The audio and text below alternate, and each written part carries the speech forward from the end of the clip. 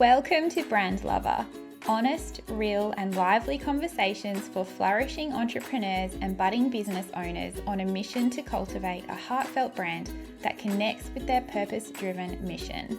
My hope is that you walk away feeling inspired and refreshed with a weekly takeaway in your back pocket that you can apply to your life or business. Today, I have the pleasure of welcoming my beautiful friend, Jacqui Watts, to the Brand Lover podcast. Jacqui has worked in her own naturopathic clinic for over 14 years and has a passion for women's health. She empowers women to take control of their hormone health and get themselves to a state of health and vitality. Sounds so amazing. Jacqui believes that by supporting the body with adequate nutrition and lifestyle changes, that your body can begin to heal itself and regain balance. So welcome, Jacqui. Thank you. Thanks so much for joining me. It's a real pleasure to have you as a guest because we're friends and I've known you for a number of years and you've actually helped me so much with my health. So I want you to be able to share your knowledge and wisdom with all these beautiful ladies. So tell us a little bit about yourself and your business. Alrighty. So my business is Health for Wellness, and I founded that, I guess, over the last 14 years of being in practice and realizing how much women were really in desperate need of understanding their cycles and how far we've come from really understanding, our monthly flow and how that impacts our energy and our digestion. I was finding so many women just feeling quite disconnected, I guess. So and my business is all about educating women on, the different hormones and how balancing out those hormones can really, I find, change someone's whole well-being and life and business, because it affects, everything from energy to brain function to confidence. So at Healthful, we like to really dig deep on people's, underlying problems and give people a treatment plan so they can move forward and feel good ongoing. So it's not a constant battle with these hormonal ups and downs. Yeah, I think, and I find it so fascinating because you're right. You hit the nail on the head is that, I think women in general we've lost touch. We've lost touch with, the essence of our cycles and especially, with all the drugs that are available now. And so I find it fascinating, and I would love to sort of know, from a business perspective, because we are a brand loving podcast, what was the catalyst for you that to make you start your business in the first place? Because it's not a usual thing. And you started so young, you've been in practice 14 years. So what made you decide to just go for it? Yeah, well, I was lucky in the way that when I was studying, I was also studying as a massage therapist. So I sort of started a bit of a side hustle in my mum and dad's back room when I was living there. And I think I got a pretty sort of in-depth love for it straight away, because obviously I could have flexibility, I could work around my life back then. And it just grew from there, because I almost got to the point where I couldn't imagine then, I guess, going back working for someone, and I saw how much freedom and flexibility that was going to give me. So over the years, it just sort of slowly ended up being that was my full-time practice and what I did. So it's I feel like I didn't even choose that path, but it just kind of found me. Was it sort of no question, sort of once you get that taste of what it's like to work for yourself? And that's right. And I had my daughter, reasonably young, I guess, so I already had that child that I had to work around, and it just meant going back to work. And it was just great in the early days being able to work nights and work around her, be with her in the day. So it was instant sort of flexibility. Amazing. I love that. Okay, so coming back to women's hormone health, obviously that's your niche, that's what you specialize in.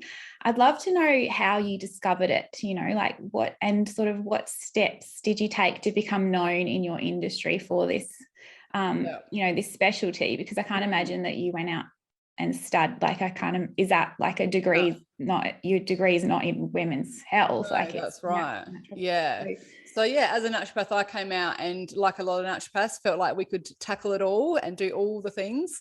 And I guess like any business, learned quickly that niching made it easier because it meant that I could just focus on one area and learn that. So I think what ended up happening with the niching with me again is I found so many women were struggling with this. And as I became a mum and was off to school doing drop-offs and that, there were so many women, I guess, whinging about periods and PMS, and it almost opened my eyes to this whole nother layer of people that felt like it was normal. Yeah, that's sort of where my journey started. You know, I was seeing people in clinic and realizing that it wasn't an area that people understood, and niching into that. I pretty much then all I studied was, you know, women's health stuff. So it meant, you know, any seminars or interstate travel that came up, I would go to it and sort of do the research. There wasn't anything specific I did. I think now we're lucky with online learning. You know, I really just sort of dug deep in all the different options that were available in our industry. And yeah, it was be able to sort of, I guess, become known as a bit more of that hormone expert because I put myself out there just as that rather than a bit of everything. So that was my next question. How did you establish a reputation in that? Was it just that you ignored all else and just sort of focused on that pinpoint goal? Yeah, absolutely. And I think, you know, like any business, we get a bit nervous about that sort of like going to that next level, but probably about maybe 6 or 7 years ago now, I really realized that, you know, I needed to base, all my marketing and all my information around that just to become very specific. Which was just, it helped springboard the whole niching thing hugely.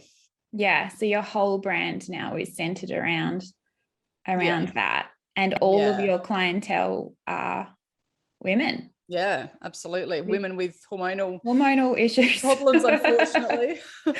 Well, you're on a mission to fix that, and I think you're doing a fabulous job. So let's have a chat about that, because I would really love, like, the listeners to be able to take something away from this conversation that they can apply to their own health, and particularly, I guess, from the perspective of business and how the female hormonal cycle affects our energy levels so much. And and we live in this world that it's shifting, but traditionally business is a man's world, and it can be incredibly demanding physically, emotionally, mentally, particularly when we're women. Some of us have got families as well, so we're doing like full-time mum gig. People are in lockdown at the moment doing, I just sort of, how does hormonal health impact our expectations of ourselves and And I think this is where understanding your cycle, this all becomes a lot easier, because it can be so tricky in business if you're not understanding. Naturally you are going to have those ebbs and flows of energy and confidence and, that sort of thing. And it can almost feel like one day you might go in feeling really good and, like excited and ready to present, a new sort of offer or presentation. And then other days it's completely different. And for men, obviously it's the same every day. So their hormones are just stagnant, bless them, but they don't get the ups and downs like we do. But I think if, we can learn to work with that and be forgiving for ourselves, and work our meetings around that ebb and flow of, like, the start of your period going through to ovulation.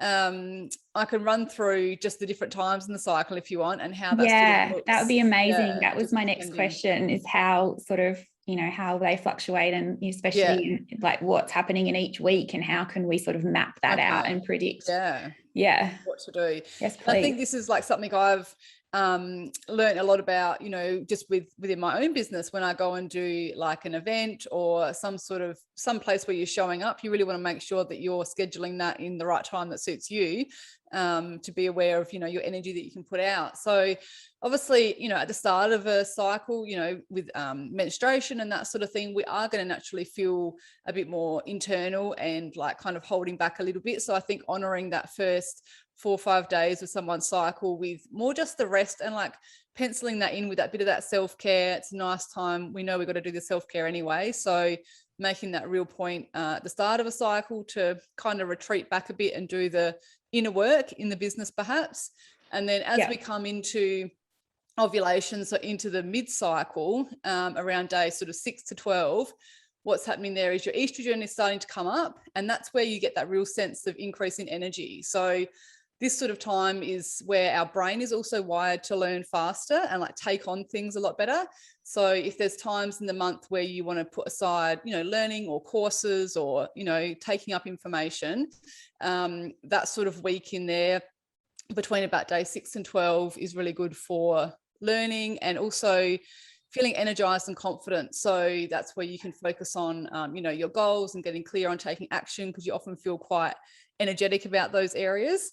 And then when we come into ovulation, which is around the mid-cycle, is when we get that, is actually the rise in testosterone, which the men have all the time. So this is where that male dominant, you know, sort of sense can come from a woman mid-cycle, where we have that really good sort of social skills. I always feel like around that time we should be doing like this sort of thing, you know, where you want to put yourself out there a bit more and you feel a bit more confident. And socially, we've got that higher testosterone, which actually helps with like brain function. So you can feel like you can think a bit clearer, which always helps when doing things. So is this the time to sort of launch new things, like when you're doing your live launch for a course, or, you know, if you've got a sale promo happening on and you know that you're going to have to give a lot of energy, is that the perfect time for perfect. that? So really for that, you know, you kind of got 2, and it doesn't sound like much, but you've got 2 weeks out of your 4 where you're really primed for all those things. So we're really operating on 50%.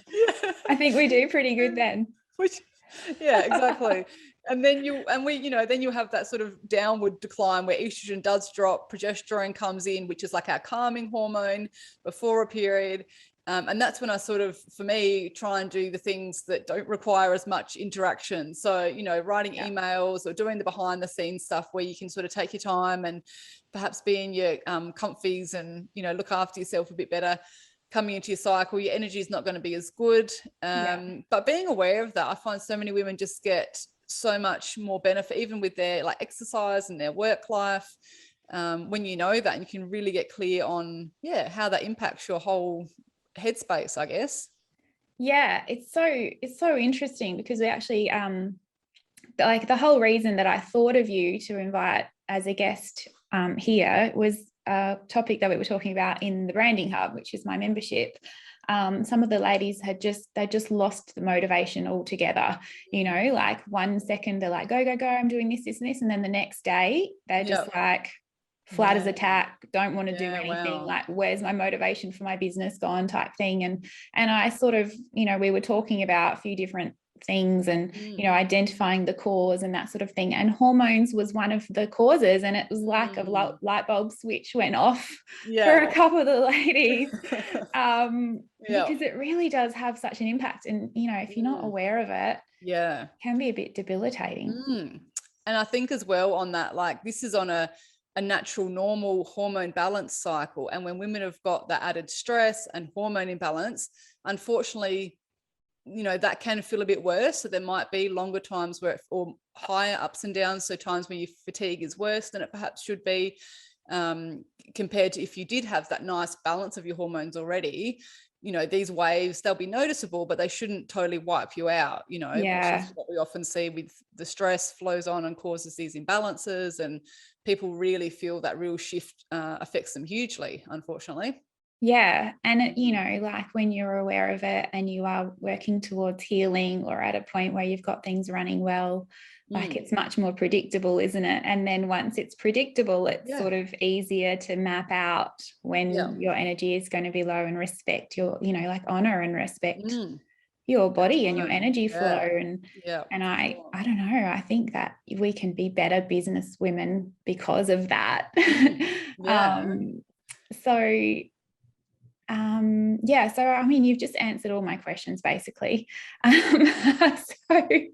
So is there anything else that you would like to add or recommend, particularly for someone who's maybe feeling like their hormones are like out of balance?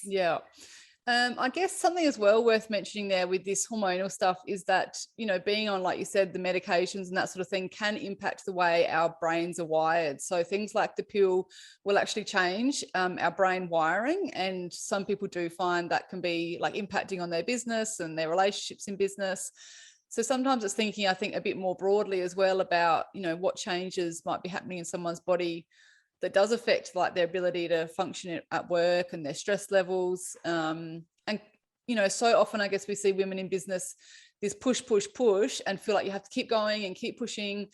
And then eventually it's going to affect your ability to work and function and, come up with new ideas. So I think we need to really have that mindset of, listening to how we're feeling, like, are we managing our stress? Are we managing our diet and whatnot?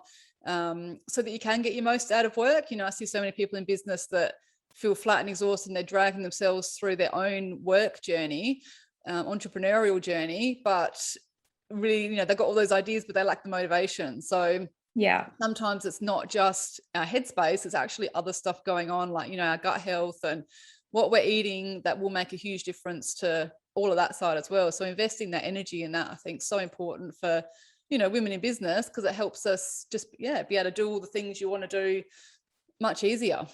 Absolutely. And I feel like we're, slowly redefining the culture of business from a women's perspective. Because, like there is that pressure. There's that pressure to always be to be on, like, and to be showing up. And like, especially on social media, there's, that whole phrase, like showing up and the expectation of showing up every day, where it's really not, like, I don't think that's sustainable, nor really expected, really. But I just see, so many small business owners putting so much pressure on themselves, and it all just adds up, doesn't it? So it's really just coming back to, centering yourself and focusing on the important things so that you can show up as your best self when it's important to, rather than just showing up all the time and pushing yourself. And I guess it's sort of like expelling energy when you don't need to be, like, it's and that leads to burnout, doesn't it? You can only do that for so long before eventually the body says, hang on a minute, this is not sustainable, and I'm going to start pumping out symptoms and make you feel tired and sleep badly. So, those years of staying up late and that, I quickly realized that's not sustainable. And I encourage clients to really watch that. Nighttime, don't stay up and work. It's the worst thing we can do for ourselves. Yes. I love that, because there's also, like the 5 a.m. club, like that whole idea of getting up at 5 and getting your hour of power, and or getting up before the kids, or getting your workout in at 5 a.m. before you go, all the things. And then I guess because a lot of mums have no choice, they're staying up late after their kids go to bed, and it's really just about finding your flow and finding what works for you. But I guess I subscribed to that for a little while, and it really really did not work for me. I'm all about the sleep, and I'm all about finding that beautiful, I guess I don't like using the word balance, but it's more of an integration, isn't it? Do you find that? And I say, we're not going to have perfect balance all the time, but just recognizing we're going to have those ups and downs.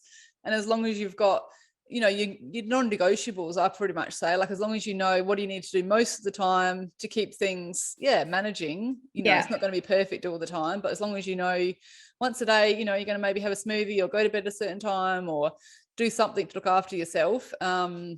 It's kind of makes that balance feel a bit more sustainable. So and it's kind of like, just making conscious decisions, I suppose, isn't it? And sort of doing what works for you. And I read, what was it? I was listening to something the other day. And that just really made me think of it. Something about you can't ever find, like, you'll never find the perfect balance, but you must always be striving for it. Yeah. So Yeah. it's always making those fine tweaks and reassessing each and every day. Yeah. And so I think that's just so good, so good to be thinking that way, and you know, to be able to spread this message and, you know, hopefully help somebody somebody out there, because it's so easy to get caught up in that way of thinking, and absolutely. Such a beautiful thing to really open your eyes that there is another way, and it's a better way. It's a better way, sure. and you're going to be healthier and happier because of it. A better mum, a better business lady, you know, all of those things. So I just want to say thank you so much. Thank you so much for joining me and sharing your wisdom, and hopefully, you know, like I'm sure you've opened a lot of eyes today. So let us know where we can find you. Where can we, like, you know, what do you offer? Do you offer, like, because I know that you've got a course and other things for ladies. If you're not in South Australia, Jacqui can still help you. Yeah, absolutely. So we do a lot of online consultations now, so we can do Australia-wide sort of Zoom and naturopath consultations to help with, you know, getting your health on track through hormone testing and that sort of thing. And then we've got our clinic as well in Adelaide, so people can come there. And then the good old online space, we are slowly, you know, branching out and getting these things happening. So it's a bit of a watch this space at the moment for some more online tools coming for the ladies. Very exciting. So healthful.net.au, and what about Instagram? Because you know that I love hanging out on Instagram. Yes. So let's share Instagram. So we are just isn't that terrible? Healthful_wellness. If you just search for Healthful Wellness, I'm sure you'll find it. All right, lovely. Thank you so much. You have a beautiful day. Yeah. If you loved listening to this week's episode, pretty please click subscribe so that you don't miss any future podcasts. Also, if you have just a minute, please feel free to leave a 5-star review wherever you're listening. I'd so appreciate it, and it will help spread this message further. Thanks for being here. I'll catch you next week.